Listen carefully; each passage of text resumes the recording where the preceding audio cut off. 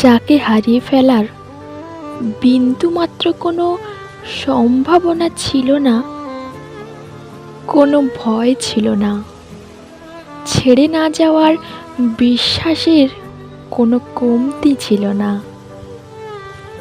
তাকেও আমি হারিয়ে ফেলেছি কোনো এক গোধূলিতে।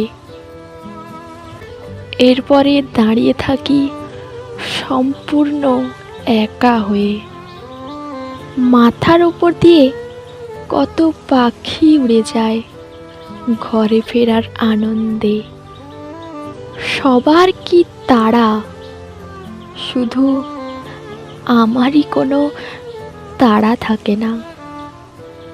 একেবারে নিশ্চুপ হয়ে দাঁড়িয়ে থাকি মাথাটাকে নিচু করে।